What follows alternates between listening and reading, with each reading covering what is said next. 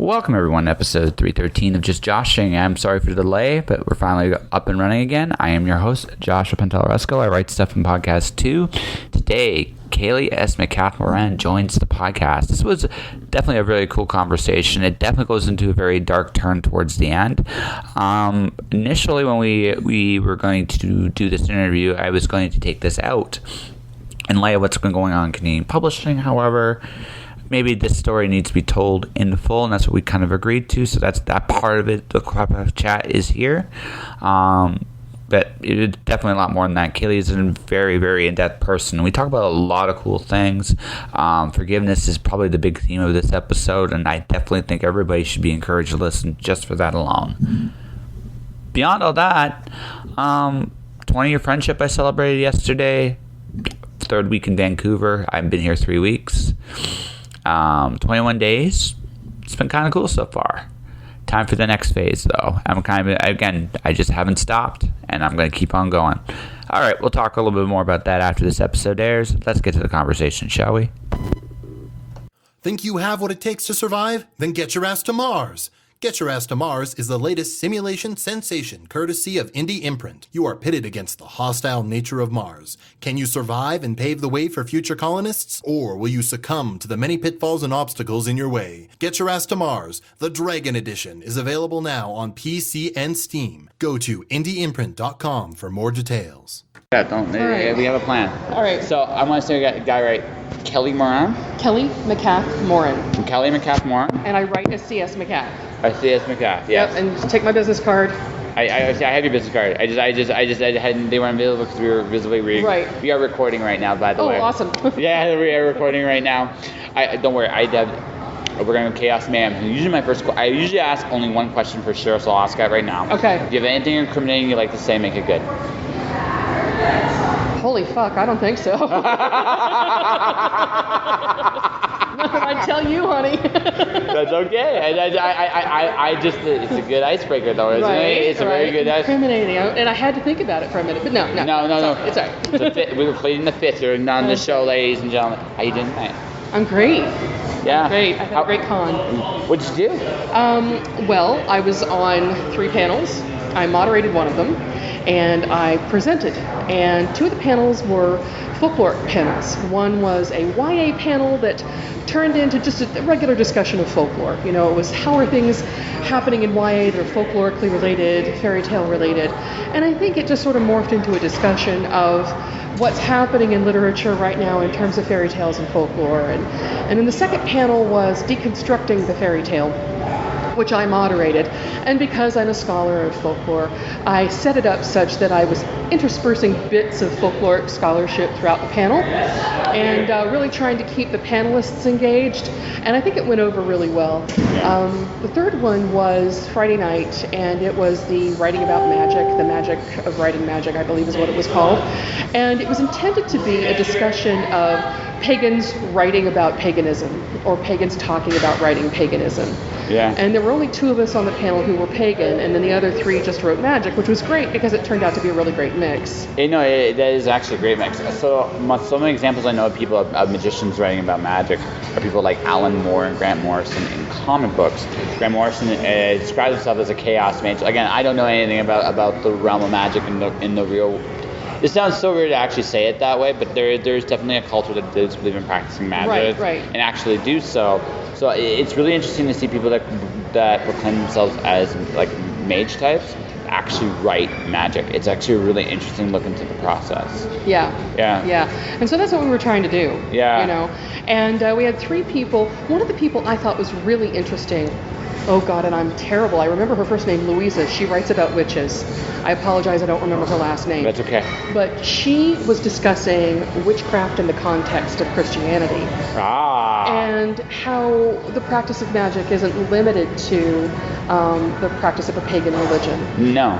That magic is it's a tool, like anything else. Yeah. You know, like a hammer. Like one I've heard in some circles one would argue that the Christian prayer is a form of We magic. talked about this, that. and in fact, I quoted the Bible verse, whenever 2 or more people are gathered in my name, there I am also. Yes. And she nodded her head, in agreement to that, and we talked a little bit about the idea of collective prayer magic, Yeah. which was really interesting. So I was glad to have her presence on the panel too, because it was sort of a counterweight to Kat McDonald and I, who are both longtime pagans and.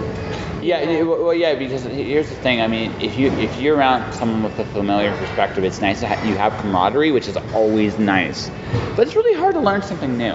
Yes. Right? It's Yes. really hard because it's really easy to get set in your ways. Well, and Kat and I don't see each other except once a year. Yeah. But for the perspective of the panel, Yeah. you wanted to be able to provide some diversity.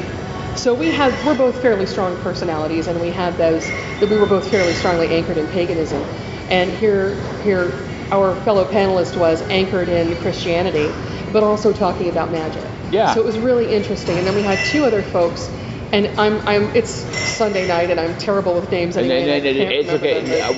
We're both relatively brain dead. I think it's safe to say we can both say that. But anyway, our panelists were fabulous. Yeah. And then on Sunday today, I did a presentation. I put on my scholar hat and did a presentation on best practices for archival and ethnographic research.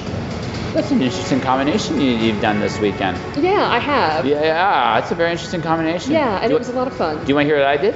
Yes, I do. Actually, so I did a panel on podcasting, which I was late to my own panel. Okay. Right? Actually, presentation on podcasting, I was late to it. I apologize because I was having a drink literally right there. Right there? Yeah, right there in that corner. MJ and Colette was there. Tracy Posey was there. Her husband was there. And I was like, oh shit, I'm late by a minute. So I run down the stairs. And I did this, and I owned the fact that I was late. So I'm sorry I was having a drink, and everybody smiled in the room because I think everybody understood. Then the day after, I woke up. I also did some podcast interviews on Friday. Saturday, I did my 300th episode of my podcast. Oh, congratulations! Yeah, that's fabulous. Yeah, I've done 300. I can't believe it myself. 300. 300. Damn, dude. Yeah, I know. I know. They say I'm good. I have an Aurora that says I'm good. So I mean, yeah. Oh yeah, you do, don't you? Was did. that this year? It was last year. I'm a finalist this year. I haven't advertised that as much because I'm in it. For me, it's an interesting spot because I'm not devaluing the Aurora because I do think it definitely opens some doors for me, and I'm eternally grateful for it. But there's also a little sense of I've done it, and honestly, even if somebody else won it this year, it doesn't take away from the fact that I won it last year, right? So if somebody else wins it and they can open some of the same doors I've done, I'm actually really good with it. And don't get me wrong, I still kind of want to win the award again. Sure. But it's not the same pressing need. Does that make Makes perfect sense. Yeah, I've had that validation, and I'm not against having it again. Yeah. But I don't necessarily need it again. Yeah. Right? Now I have been shortlisted for a literary award. I didn't win. I was shortlisted for the Washington Science Fiction Association Small Press Award a few years ago. Congrats. Thank you very much. It was for one of Rhonda Parrish's stories, for A is for Apocalypse. My contribution was N is for Nanomachine. And back in the day when we were first writing these, we had alternate titles. So the alternate title was For Want of an Ashfall. And it was shortlisted for the award, and I was just blown away, and I went down. It's so surreal when it happens, isn't it? Yeah, it is. I went down to Cap Clave. I had a great time, sat on a bunch of panels, didn't win, and came home. So I don't have that experience of winning the award, but I have the experience of validation that comes from being shortlisted for something important. Yeah. Okay. So let me tell you how it actually feels. First off, you still don't believe it.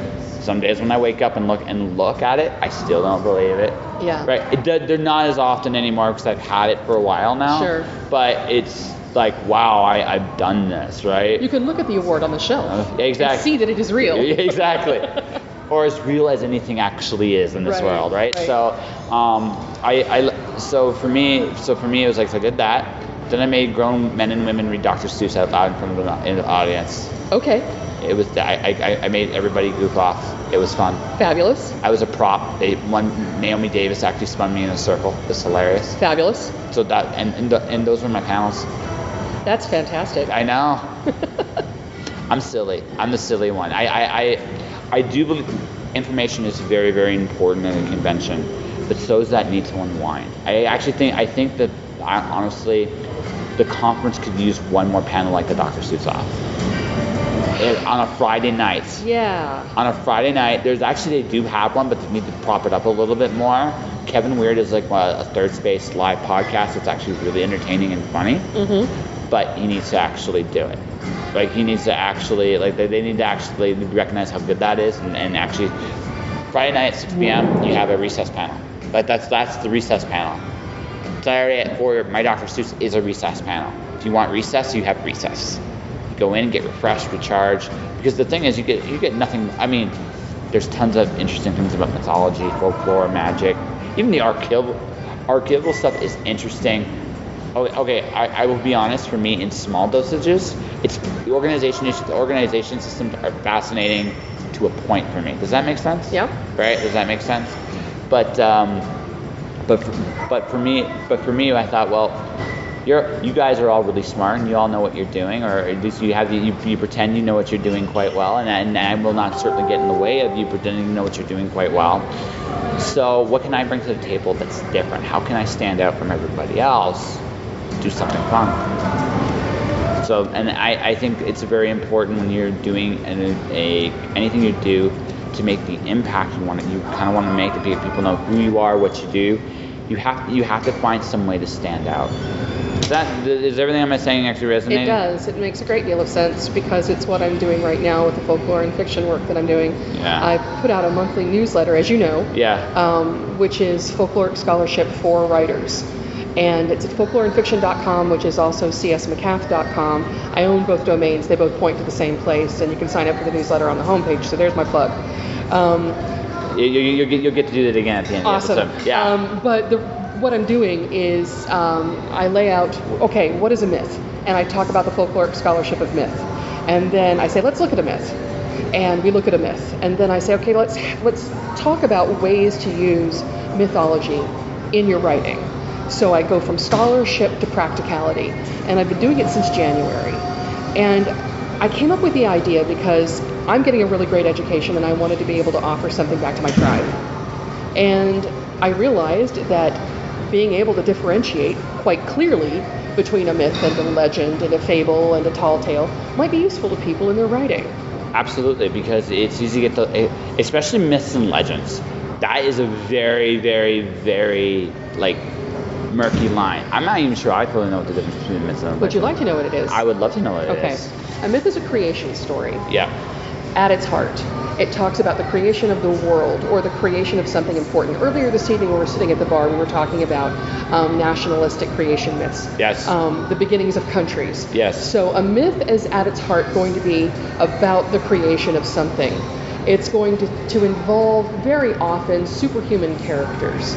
And in the context of the conversation we were having earlier, George Washington was a superhuman character. Yeah, absolutely. Right? You know what I mean? Yeah. So is Ben Franklin. So is Paul Bunyan. So is there's a lot of myths from that Precisely era. so. So what we're talking about with a myth is a creation story with superhuman characters that involves how something came to be.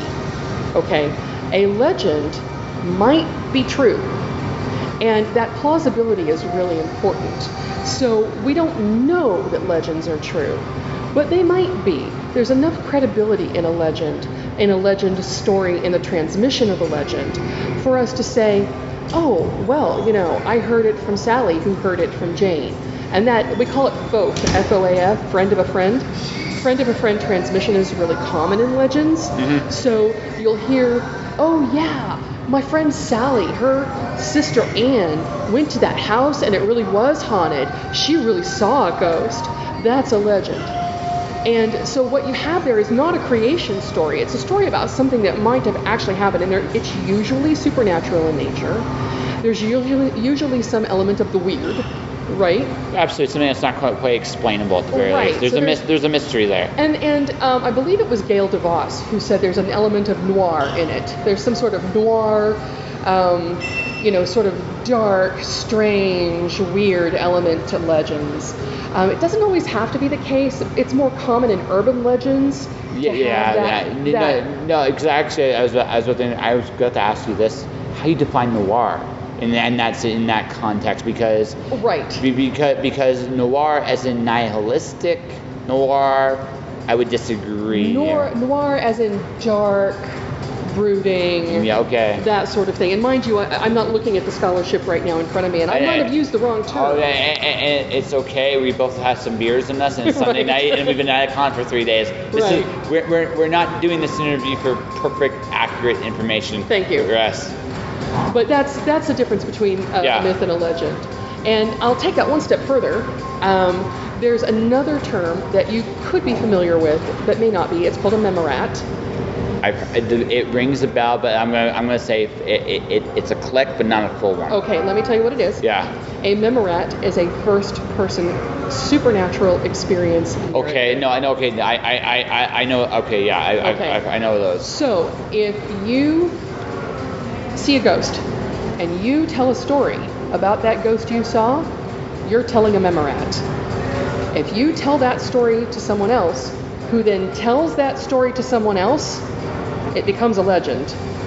Does that make sense? Yes. So memorats and legends are kind of spongy in that way. One spawns the other. Yeah. Yeah, it one can. can. It really can. Yeah. Actually, it's probably the most common way for a legend to be spawned. You get enough people that it's almost like hearing a rumor. You get one person saying it. Okay, maybe it happened. Maybe this happened to me. Yeah, this happened to me. And the other various, maybe it did. But you get one person to believe it, and they're spreading a word now.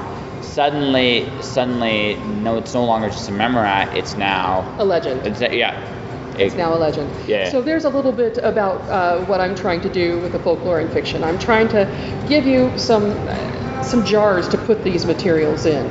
You know what I mean? No, I guess you. So now we're going to ask a deeper question. Okay. I'm going to go with the first angle. Where does this fascination with this come from? There's something that tells me it's curiosity, yes, but I also feel there's a little bit more to it. Well, I'm pagan. Yeah, absolutely. And I've been pagan I'm 50 now, and I was 16.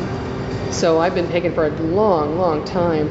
And in paganism, folks very often have a fascination with history, pagan mythology, pagan legends, pre-Christian cosmology, that sort of thing. So I had that for a very long time, and I still do to some degree.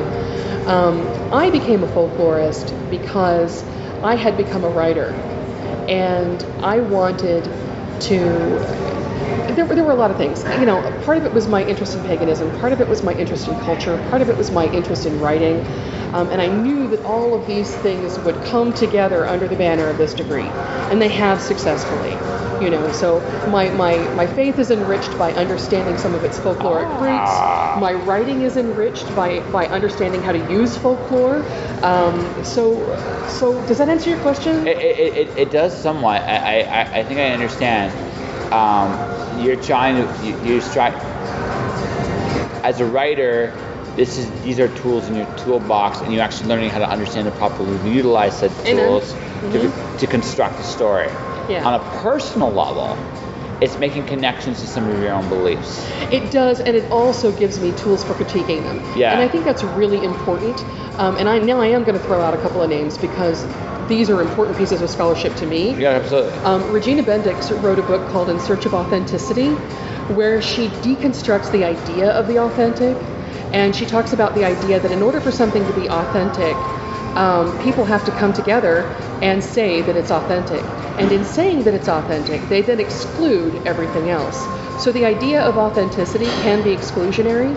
And while that may not seem like a big deal to a lot of people, when I read it, it was earth-shattering for me. Because it helped me understand the relative unimportance of authenticity in paganism, right? That we're making this up as we go along, and it's really okay that we're making it up as we go along, because that's what human beings do. Does that make sense? That's an interesting perspective. Okay, we might differ here, and not even as a respectful disagreement. I try to actually limit mine to be as authentic as possible. Oh, but that's a different definition, right? Yeah. That's a self-definition. Yeah. That's a very different look at the word authenticity. Absolutely. Not completely, though. Really? You think so? Not completely. And I'll tell you why. I'll tell you why I said that. Right. You're right. By and large, I would say that you are about 80% of how I see that. absolutely, you are correct. It is a completely different word of authenticity. But for me, I try to look for what is true. And the thing is, so for me, it's more the process of what works and what doesn't work. So for me, and this, like making stuff up, there's something to be said about impulse and intuition, finding connections that are necessary, because those are impulse and intuition are powerful tools to help us understand the world, and when you don't necessarily have the constructs to make the constructs. But I'm very much a trial and error guy, right? So if there is a way to make something work that I know genuinely works, right? Mm-hmm. That is authentic. That is authentic. Now it doesn't mean that I think where maybe I've just caught myself a little bit. That doesn't mean that I can completely dismiss any other possibility. But I do believe that there are some things that do work, mm-hmm. and there are some things that don't necessarily work. And for me, it's not. I figure as close to whatever truth there is out there, the closer I am to that means there are things I do have to exclude. Not everything, mind you. Well, now I'm not saying that we ought to exclude things. I think that we should be guided by culture. We should be guided by tradition. Yeah. We should be guided by the wisdom of our ancestors. But it's our job as living people to be able to critique that as well. No. I totally agree. No, okay. That we are in total agreement on. Right. We need to question things because the world constantly changes. Right. So it's hard to pin down authenticity. That's my point. Oh, no, I get you. That's why I say I was 80% with you. Right. I was 80% with you, right? I do believe that there is a part of authenticity where you do have to be exclusionary on some level. I understand.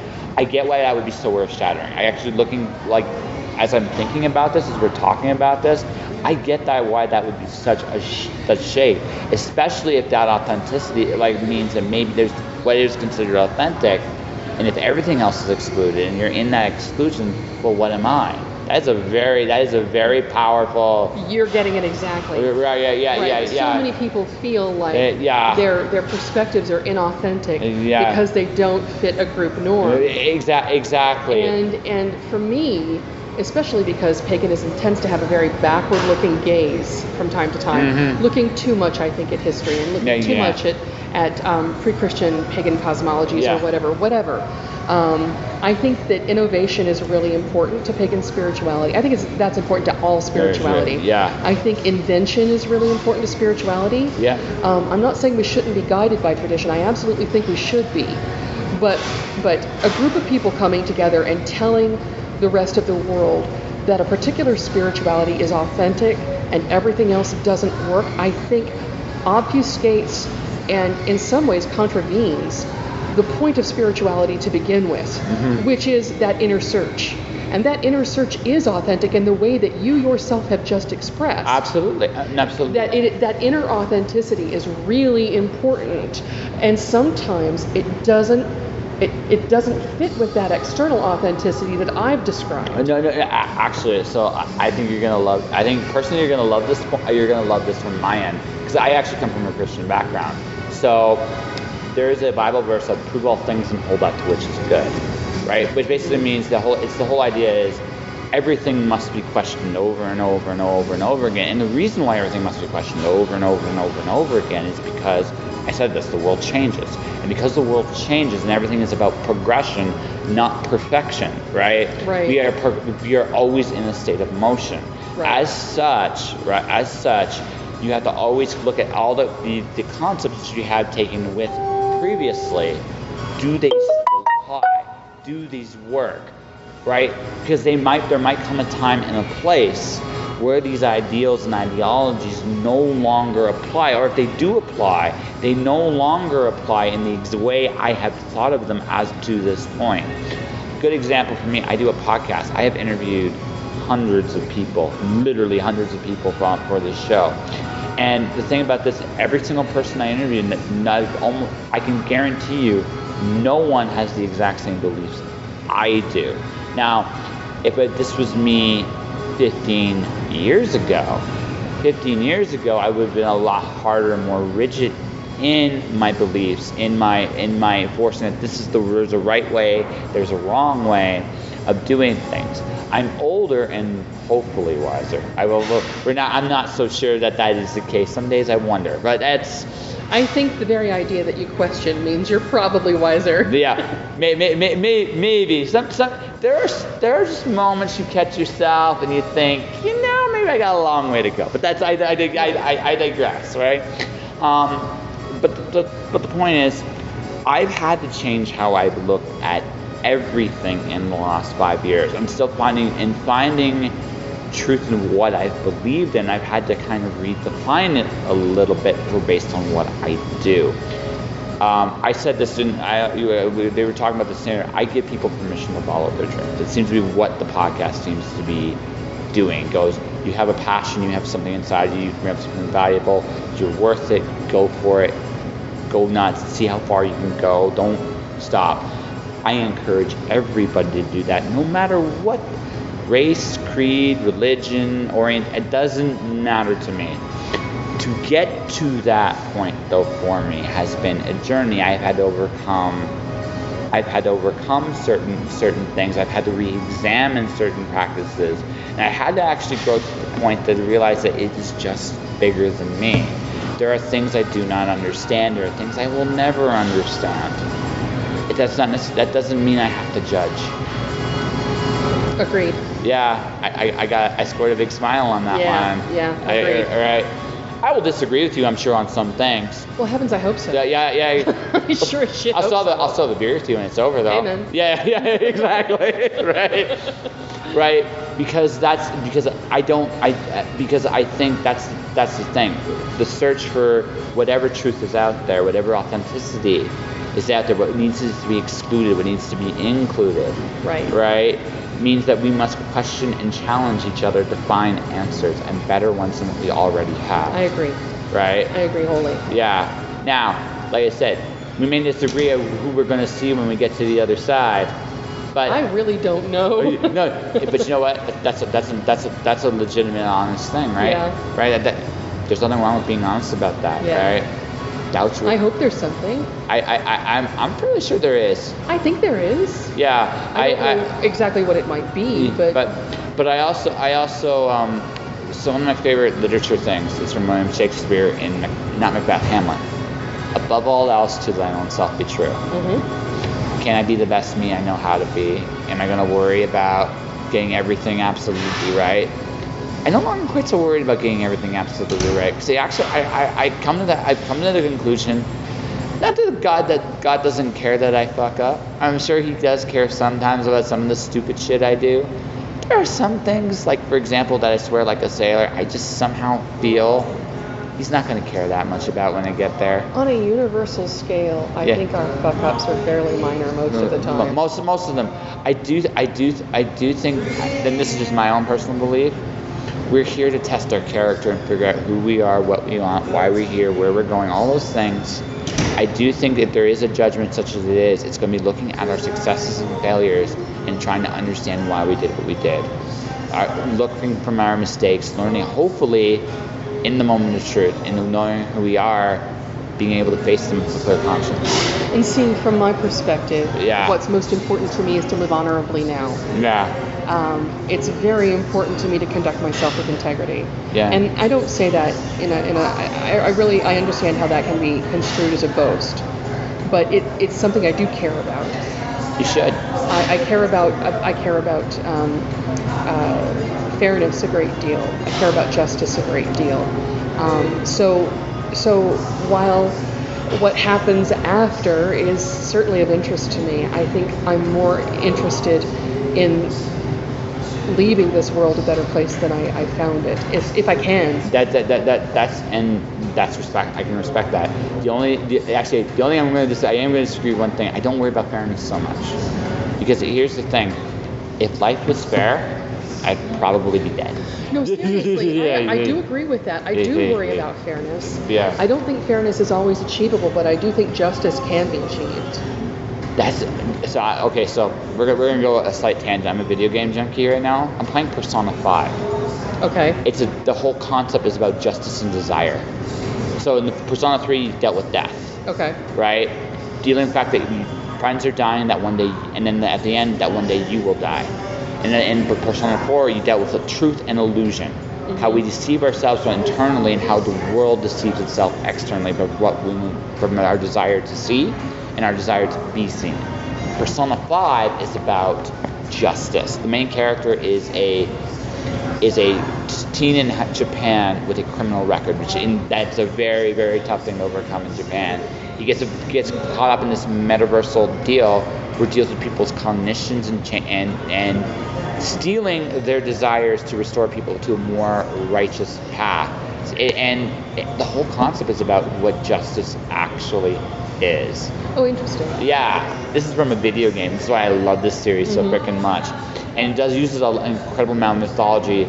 Your magic is based on the idea of persona, like Jungian personas. So they're like classic mythological characters. There's Phoenix, there's Lucifer, there's Tenru, there's Gembo. There's all these mythological legends from all across the world in these games. And those are your modes of attack and defense. So I think maybe that's why I think a game like that might actually intrigue. I'm a big video game fan. Yeah. If you've never played Persona, I haven't. You would play 4 first. 4 is a better game than 3, although 3 is a better story. Okay. But 4 is very intuitive what the game can be. Is it on Steam? It might not be on Steam. It will if you got like a PlayStation of some kind, you'll be able to get it. Okay. Should be able to get it. Persona 4. Start Okay. 4. If you like 4, your choice. 3 is the worst game. 5's a better game. Okay. But 3, if you to challenge yourself, play 3. If you want to go explore what we're talking about, play 5. Okay. Right, all right. So cool. Thanks. Yeah, no worries. But I'm a Persona fan. It's just the way I am. But the thing is, justice is such an interesting word because there's a very.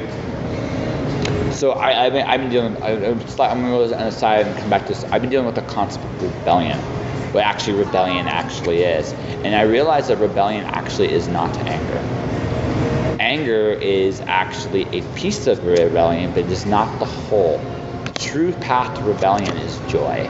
If you can have joy in the face of all your obstacles in front of you, you can actually be joyful in the face of your struggles, you are rebelling against them better than you could if you were angry at them. Right? And when I look at justice, there's a very fine line with what is just and what is vengeful. And it is that anger is a very, very fine line. Yes, it is. Yeah. Yes, it is. It's a very fine line. Got you thinking, I think. Oh, yes, you did. Yes. Yes.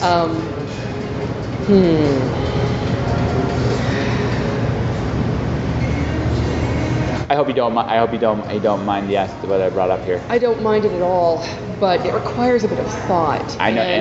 As an ethnographer, what I would say to you if I were standing in front of a classroom, I would say be comfortable with silences because eventually your interviewee will talk. So that's what I'm going to do. I'll talk eventually. No, I know. I get you. I'm just. I've had occasion in my life to really closely examine that fine line between justice and vengeance. And it's much harder to navigate than it is to talk about.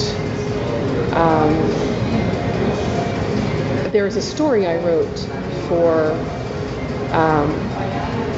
the first Clockwork Phoenix anthology. Okay? Yeah. I wrote a story called Aquila Divided. Okay. And the story was about a sentient bomb. Interesting. Who her consciousness was the imprint of a child. Okay. So her parents went into a facility. The facility took an imprint of the child's mind. The child went home, and then the child's consciousness was uploaded into a sentient bomb. And this sentient bomb, at the beginning of the story, feels an incredible amount of guilt for the crimes that she's committed in her life. And she takes refuge on a lunar monastery a lunar interfaith monastery. Okay, and one of the monks comes forward and says, "I know what this thing is," and he's enraged, and he wants to kill this bomb immediately. He's armed, and he's a monk with weapons. But a much younger monk, an acolyte, actually wraps his body around the bomb as she's changing form and burns the front of his body doing it to protect her from this enraged superior. And the whole story is about that line between vengeance and justice. And there are three characters that are interacting. There's the senior monk, the junior monk, and the bomb, who is a Ceallaigh. Mm-hmm. And the senior monk is incapable of anything but vengeance because of what he's lost. The young monk sees that there is justice in permitting this sentient bomb to take refuge because she's essentially a girl whose mind's been uploaded and then told what to do. And then the girl herself has to make a choice. And I'm wondering, do you want me to give the ending of this story away? It's entirely up to you. I will. She divides into two people. That's interesting. She becomes the vengeful Ceallaigh because she's a nanobomb. So she's comprised of nanomachines. She actually physically divides into two people. And one of them, and this was written some years ago, she is raped in the story. The senior monk rapes her. And I understand that rape is a much more sensitive topic now, and it should be. I am a woman, and I will say to you that it should be. Mm-hmm. This was handled like an act of violence. It was not sexualized at all. No. She was raped, and then she divides into the half of her that wants vengeance and the half of her that sees the injustice. And the resolution of the story is that she kills the monk. She kills the senior monk. But she who sees the injustice becomes stronger than her sister, encompasses her, and then they both go to ash. They both die. And the younger monk leaves the monastery and goes out into the world to seek justice. Interesting. So, and I wrote the story during my time at Clarion, which I'm not ashamed to say was one of the worst 6 weeks of my life. I hated it. Okay. As a writer, not one of the worst 6 weeks of my life as a human, but in my writing career, it was extremely damaging for me. I wrote it during that time. And then it found its way into First Clockwork Phoenix, and the First Clockwork Phoenix anthology hit the Locus recommended reading list. And that story received honorable mention in the year's best. So it wasn't reprinted in the year's best, but it got honorable mention. That's awesome. And I'm really proud of the way it explores this intersection between vengeance and justice. Mm-hmm. And it itself has a fraught history because of where I wrote it. Does that make sense? It does, although then I have to go one step deeper. Mm-hmm. How do you define justice? I can't by myself because I think it's contextual. Okay, no, and that's a fair answer. But the way what you described, it's like there was almost a full answer, but it's like there was something I thought more. Yeah, it's in the story. It's certainly contextual. Yeah, absolutely. Yeah, and I think in any given situation, justice will be contextual. Yeah. But I think it requires more than just the wounded party to decide what that justice is. Absolutely. I think that's why we have juries. So then I'm going to ask yet another deep question. Mm-hmm. Where does compassion fit into all of this? Yeah, that's a big one, isn't it? Where is mercy? Yes, because without mercy, justice is blind. Well, and that's a big topic I'm going to be exploring in the novel I'm getting ready to start writing. Yeah. My primary character is the atheist daughter of a devout Muslim man who has since passed away, and she's a death metal singer. Okay. I recently I had been toying with the idea of this particular character and really liking her and really liking the kinds of things I could talk about through her. You know what I mean? Yeah. And then the awful tragedy in Christchurch happened. And I was in David's Tea the day after it happened. And I promise I'm coming back to you. Okay? No, I'm letting you go. Okay. So I'm in David's Tea the day after it happened. And I had driven past this mosque down the road from the David's Tea. And I was just grieving for these people I didn't know who were murdered at prayer. It just struck me so hard. And so I picked up this gift box of tea and showed up at this mosque and knocked on the door. And there was nobody in the mosque, so I went and knocked on the residence. And I didn't get an answer there. And I was just getting ready to leave. And this young-looking guy, he looks like he's about 30, 35, opens the door. His hair's a mess. It's clear he's been sleeping. It was the middle of the afternoon, but he was asleep. And he saw me, and he saw the gift. And I said, hi, what happened in Christchurch was so awful, and I just want you to know that you have friends. And so Mubashir, which is his name, he was the imam, we go back into the mosque's office, and we start talking. And we've since become friends. It's awesome. And I've learned so much about Islam from him. And mercy is an incredibly important concept in Islam.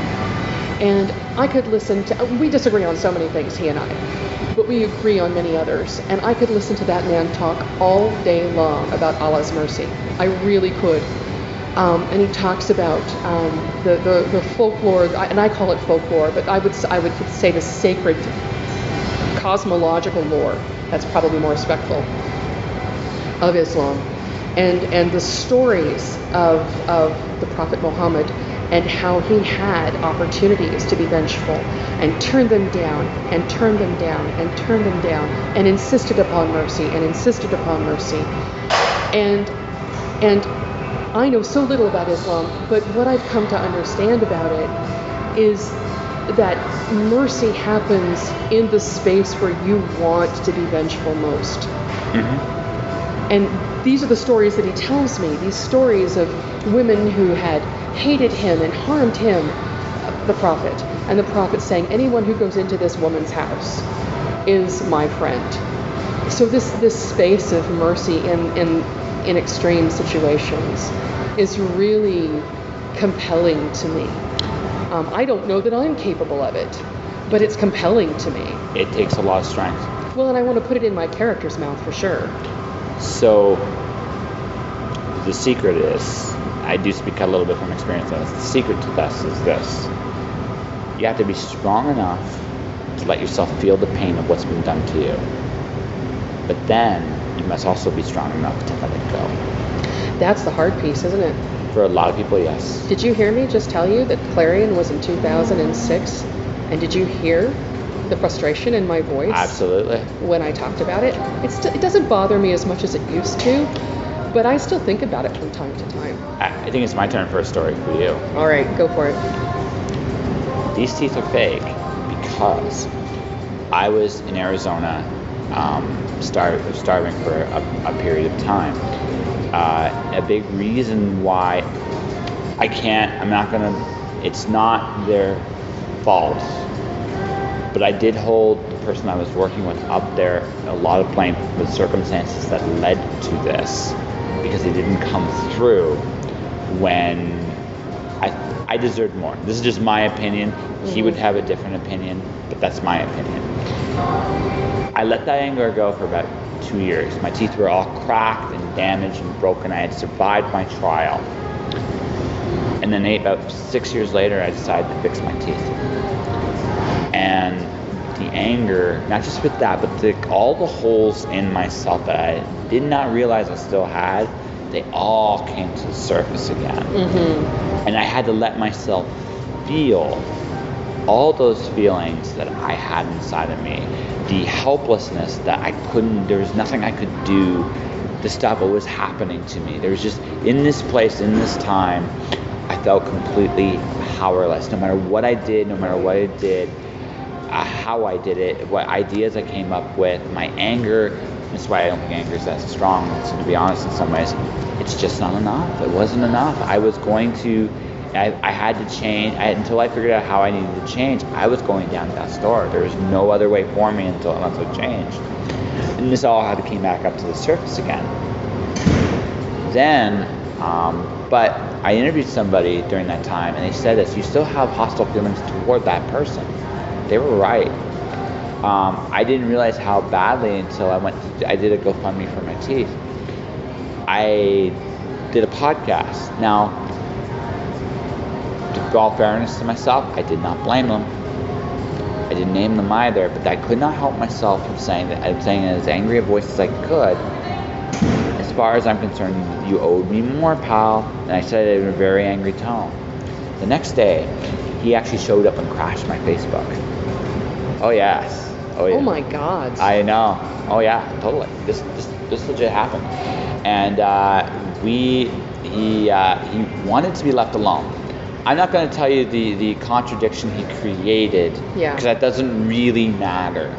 What matters is I had to look at my own, what was left of my hostile feelings toward this individual and why I had these feelings. And right then and there, and right when I had this confrontation with this individual, I realized that I had to let them go. And I realized I couldn't help. I look at myself at a younger time. I understand why I felt the way I did. And looking back, if I had to do it all over again, I would feel the exact same way. But what I wish I had done a little bit differently is I would have found a way to let go of it sooner. Yeah, but that's hard. No. It is. No. Yeah, but it's healthier. It is healthy, but it's really hard. Let me tell you something. Forgiveness when I was younger was easier. When I was younger, I was like 9, 10 years old. Forgiveness was a lot easier for me than it is now. I think as we get older, it becomes easier to hold on to things. And I think as a result, I recognize the fact that there are parts of me that are incredibly loose and they're incredibly... I wear a lot less armor internally than I think a lot of people do. Not because I feel like I'm invincible, but I've built myself to a certain degree of strength. And I feel like I can withstand... I don't know what your impressions of me are so far, but I hope I come across very genuine. It's because it is a very genuine me that's coming up, that is here. And that came through the fact that I was never afraid to be vulnerable. And I've been hit over and over and over again. And to the point where now I'm completely at peace with the person you see before you. That all said, right, I do look back, I could imagine just what I've been if I could have let go a couple years earlier. Now, some of this anger I didn't know I had. In all fairness to me, I didn't know the anger I still had until it came time to me to look at the wounds I had carried with me and said, okay, I've got to fix these now. Mm-hmm. Right? I did not realize the anger that was there until I made that decision. That's when those doors opened and I had to deal with everything again. I had to do some of the same of that. Yeah. Some of the same work after Clarion. Do you mind if I talk about this a little bit? No, go right ahead. So, like you, and especially because you're going to be publishing this podcast, I'm not interested in naming names. Yeah. Okay. That's not what I'm about. It's not what I've ever been about. It doesn't. You don't need to. I don't need to. And I've blogged about my Clarion experience before, so it's not like I'm telling you anything new. Yeah.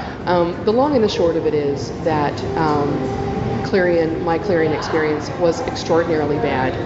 I was scapegoated by other members of my cohort, and I'm going to leave it at that. I could say more, but I'm going to leave it at that. No, I see there's more. There's more, and I don't think I should say more. No, that's fair. You were wiser than I was. I was scapegoated during that time. I was made to feel very small. And I was going through a difficult time in my own life right then. My husband was graduating from college. I arrived at Clarion with a broken foot and a throat infection. So desperate to be there that I came anyway. Right. And I left terrified to show up at conventions, terrified. When Aquila Divided was published, Mike Allen did a reading, I believe it was at ReaderCon in 2007 or 2008, I can't remember when it actually came out. I was so afraid of the people who had scapegoated me that I wouldn't show up for my own reading. I didn't go to ReaderCon that year because I was afraid that the people who had hurt me would ruin my writing career. I was that scared. And I was afraid for a lot of years. And in 2012, I went to World Fantasy Con, and I was afraid the whole time I was there. I was terrified. I was scared to talk. I'm not going to say that I was socially inept, because I wasn't socially inept. I had it under control, right? But I was afraid I was going to run into these people, and that it was going to be bad, and that they were going to say bad things, and that it would, you know how your brain works when you're scared? It doesn't have to make any rational sense. Absolutely. These people probably had forgotten I existed, but I hadn't forgotten them. And wouldn't you know it, I did run into a few of the people who had done this, and they behaved in ways toward me that suggested that they were still living on that narrative that there was something wrong with me, and that they had been right to behave toward me the way they had. And of course they had not been right. This was a narrative that they collectively built. And I wasn't the only person they scapegoated, by the way. No. It sounds to me like that they were guilty and they knew it. And sometimes you have to hang on to your narratives when you've behaved badly.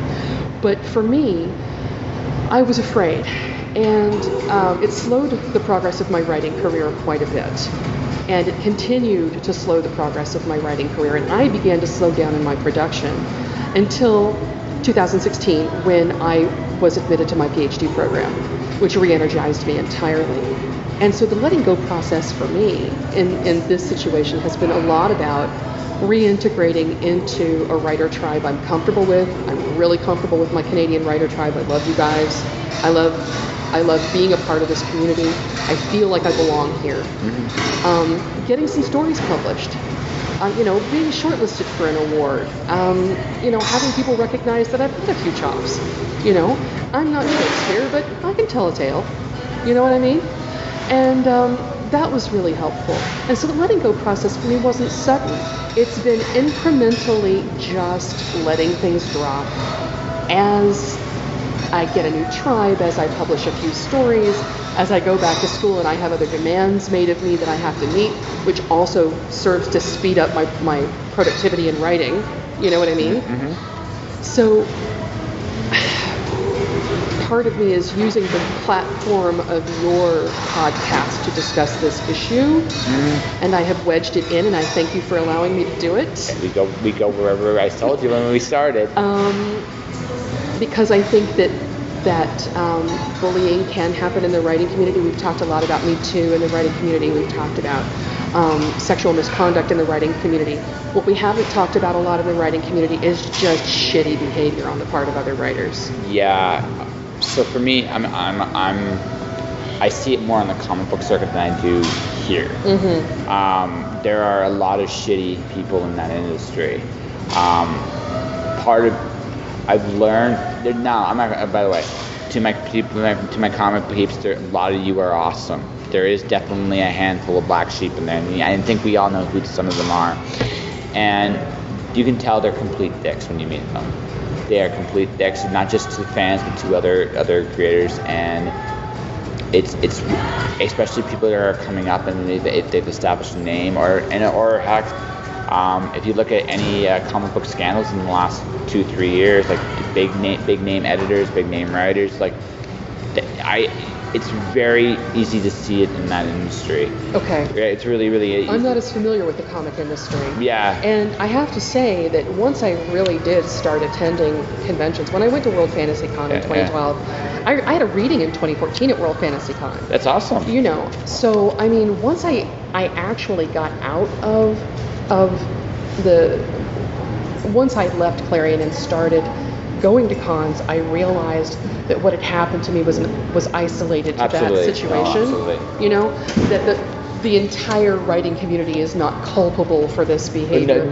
Most people are good people, right? 90% of every professional in every industry you meet are genuine human beings. Now, sometimes they may behave differently in a public setting, you also have to consider their level of fame and their level of success and what they need to do to protect themselves. Well, and I'm just for further the point, to go into the point I'm saying, there's always that 10% though, especially, and it's not, and they're incredibly shallow, they're incredibly closed afraid. out. Yeah, they are. They're incredibly shallow, incredibly afraid, and they use behaviors that are very self-destructive, and they try to spread it along the rest of the community, and they, so a lot of times taking advantage of the good nature of a lot of other people doing so. Well, and I have to say for the record that when I did start going to cons after Clarion, World Fantasy Con was wonderful. I felt incredibly welcome there. Absolutely.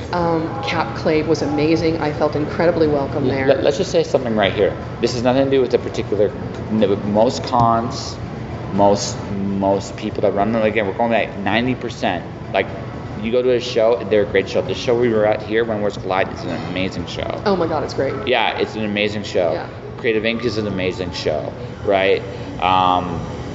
I've heard Ad Astra is an amazing show. I haven't been. Yeah, I've heard. Yeah. I'm going to CanCon this year. I hear that's an amazing show. Right. So there are a lot of great shows with a lot of great people who are passionate about what they're doing, and they spread that passion every show. And they welcome newcomers. Absolutely. Young writers coming up in the industry. What we are talking about specifically here is those bad apples that are in every group, artistic group, no matter what, or even every sports group, just every group where people are aspiring to become something more. There are always a degree of bottom feeders in every industry. Yeah, I think too that newcomers to creative work are especially vulnerable to this sort of thing. So, the environment that was, I think, deliberately created at this particular Clarion was that there were popular people and unpopular people, and that the popular people were going to get published and the unpopular people weren't going to get published. Like it was high school. And it really was. Yeah, it was very much like high school. Yeah. So we had a clique, and they called themselves, and I think there was a Yahoo group that came up after the Clarion called Clarion for the Popular Kids or something. Oh, good and it Lord. was just for the people. I mean, really, this really existed. There was a Facebook group. It was Clarion 2006 for the Popular Kids. There was a Clarion Yahoo group for all of us, and then there was another group. Life's absurd. That's all I could say. It really, yeah, and I'm going to say this, and this is a stretch for me to say. It's something I'm really cautious about saying, but this wasn't limited to the students. No. It was not all the instructors. I am not naming the instructors who were involved.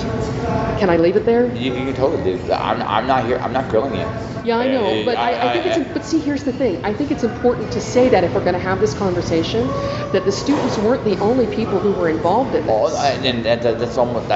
Look, when you look at, heck, I can talk about my day job. I'm going to talk about my day job here a little bit. When I see something going on in a day job, if it's a problem that I see regularly occurring, I no longer just look at the workers involved. I look at the structure involved too.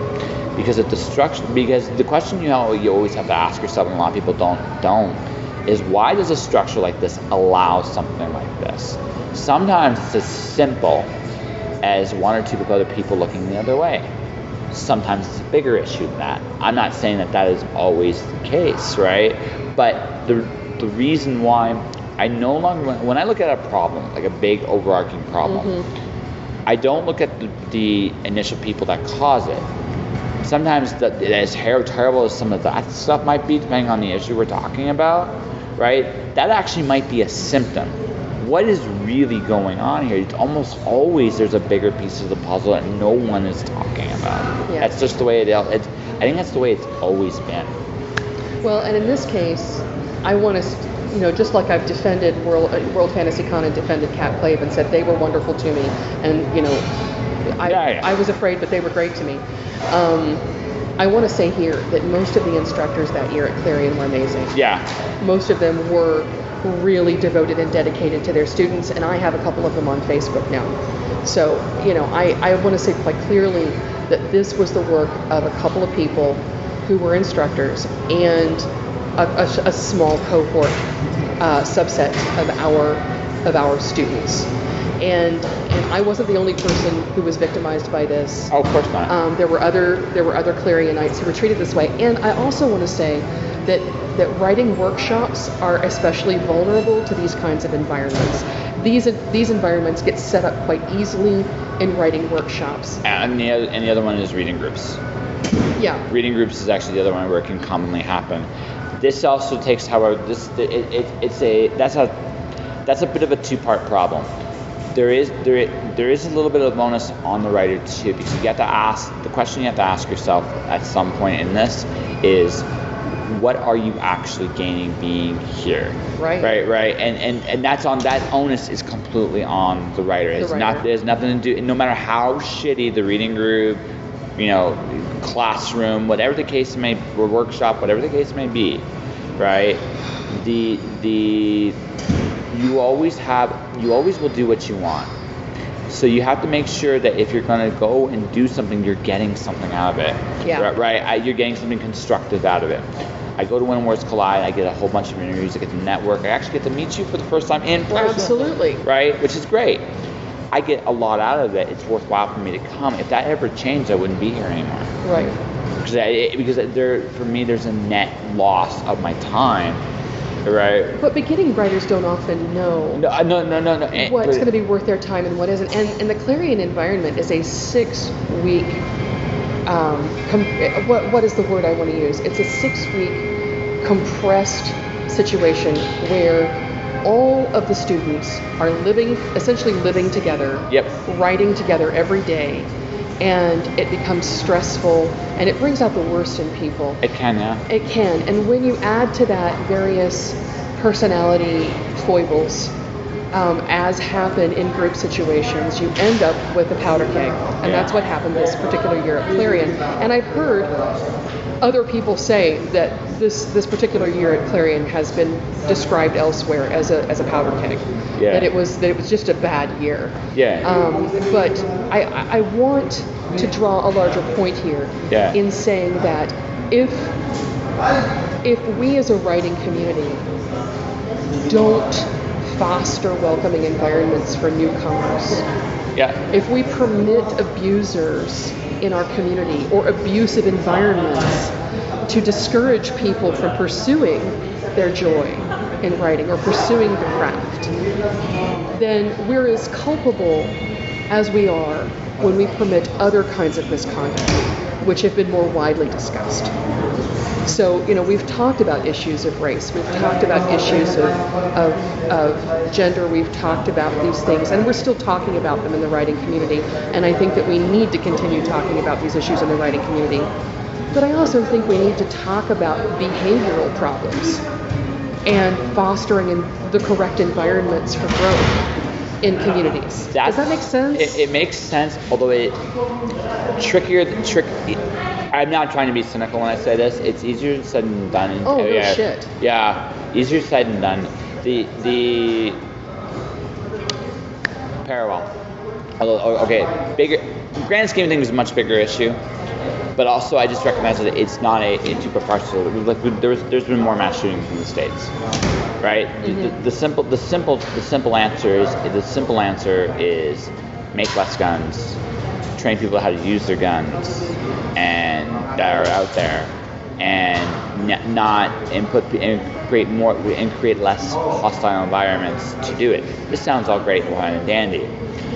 The gun issue is a little bit more complicated. You have a country that makes most of its money from its weapons, which is a big part of the problem. Number two, there are parts of the country where it's a big part of their culture. And honestly, those places, well, except with very few exceptions, they actually do respect their guns quite well. Number three, right, the infrastructure of the United States is terrible. And because it's so terrible, there's no way you either have a problem of enforcing the laws to make these changes, or number two, without that in those infrastructures, you can't do any of the necessary cleanup you're going to have to do for the next 5 to 10 years to get any sort of equilibrium balance. This is not a simple problem that is going to go away anytime soon. And I haven't even talked about going after the companies that are making money off those weapons too, because sooner or later they're going to have to be targeted as well. Yeah. Right? So, I mean, this is a long process. Now, simplifying this with the writing thing and behavior thing, the problem here is a lot of these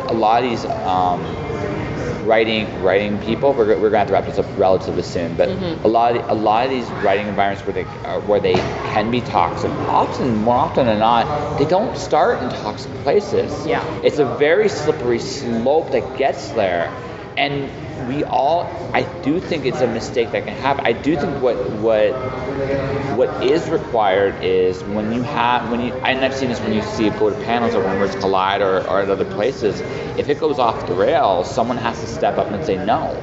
And sometimes you have to have that right mix of strong people, like the right people that will actually come step in and say, hey, no, you can't do this. Right. Right? And that's and sometimes the people you think that could do that just don't. Yeah. Right? Or can't. Right? They're just not built that way. And the people you think that should be able to do it are the ones you actually need. And telling who's who, that's an issue sometimes. Well, and the other problem you have is that when strong people do speak up, they're vilified for it. Yeah. And that's a real problem, because human nature says that if you're in a situation, it's easier to go along to get along than it is to stand up. Yeah. And if somebody else is standing up, you watch to wait and see how the room is going to move. And if the room moves against that person, you don't talk. Yeah. And it's wrong, but this is how people behave. Oh, absolutely. And so I guess what I'm getting at here, and I brought the Clarion thing up because I thought it was important to talk about. Absolutely. And it's a part of my writing history. Absolutely. And it's something I've had to overcome. But I am also talking about it because I want to help create an awareness that we do have a responsibility to take care of each other as writers. And we have a special responsibility to people who are coming up in the industry.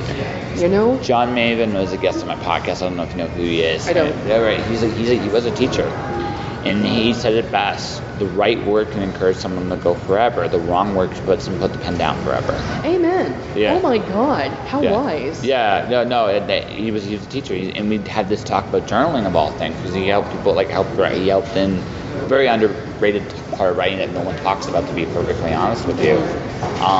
But we had this conversation, and it makes sense. Look, I mean, my podcast with it. Again, I said this earlier. Like what I basically do is I cut excuses and give you permission. Yeah. What you do with it is entirely up to you. Absolutely. Right. That's what I do, and that's what I bring to it. Like how do you combat abuse? Create the environment you want to see, right? And participate in it. And absolutely. Participate in its creation. Participate in its creation. No, just create the environment and participate in it. However big that environment is, it may vary. Whether it's a writing group, whether it's a convention, whether it's a conference, whether it's a podcast, whether it's a newsletter, right? You create an environment every time you do something like that, and what that does give you the ability to do is it gives you the ability to I don't know if I have all the answers, but the world I want, I think, is more this and less this. So I will try to be more this and less this. And I would say I don't bat 1,000. In my case, what I feel it should be more and less, but I try. And that's it. And that's all I do. And it's my way of trying to create those environments. And that's all any of us can do. When we see something wrong, that's when the courage to actually, will we fight for justice or not? That's the question. But I think for all of us, that's a different answer of what we do and why we do it.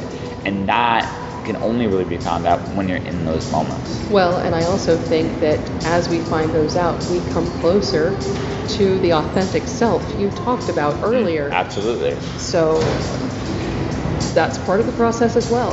Yeah. So I think we've had a good interview here. What do you think? I think it was great. I didn't know what to expect, but I've had a good time. Yeah. We went all over the place, didn't we not? Didn't we? Is Yeah. this how it normally works? Absolutely. People just ramble? You didn't ramble. Oh, okay. We didn't ramble. So I'll say something and then we'll wrap this up. Okay. This podcast is about you. It's about who you are as a person. A sale, in my opinion, is an equation of three things. Who you are, what you offer, why should I care? We live in a age today where people now have more access to all of us as people. I don't want to hear you tell me what to buy. I want to hear who you are. I want to hear your story. I want to hear what you've overcome, how you came to be who you are now. This Ceallaigh I'm talking to, who is she? How did she get here? What's her story? And I think, based on what we talked about, I think you got a better answer to that question. You got some of it. Yeah. You got some of it. I've done this for a while, can't you tell? Yeah, I can tell. Yeah. So, here's what we're going to do. So, it's that time for you to do that plug once again. Okay. But before you do that, the other thing I want you to answer is if you have social media, people can contact and find you. Mention that here as well. Okay. Yeah. So I'm on Twitter at CSMACCATH. So CS McCath. I'm on Facebook at facebook.com CS McCath page. Okay. If I know you, I'll friend you. But if I don't know you, you can subscribe to the page. Yeah. Fair enough? Fair enough. Because my friends list is private. Those are my social media contacts. I'm on the web at folkloreandfiction.com or csmccath.com. That's csmaccath.com. They both resolve to the same page. But sometimes it's easier for people when they're listening to hear folkloreandfiction.com and put it in there. No, I got it. So that's how you find me. Yep. The plug is for the Folklore and Fiction newsletter, which you can sign up for by going to csmccath.com or folkloreandfiction.com. And I've already talked about what I do on that Folklore and Fiction newsletter, so I won't talk about it again. Fair enough. This episode of Just Joshing is sponsored by Indie Imprint. Indie Imprint supports creators by creators. Whether you are writing a book or creating a video game, Indie Imprint works with its clients to produce, edit, and present their projects to the world. For more information, check out their website at www.indieimprint.com. And that was my conversation with Ceallaigh McCath-Moran. Listening to this conversation again, it reminds me, like, talking about thinking of my own history and a few other people I know. This is definitely an industry that does take advantage of good intentions sometimes, and we shouldn't.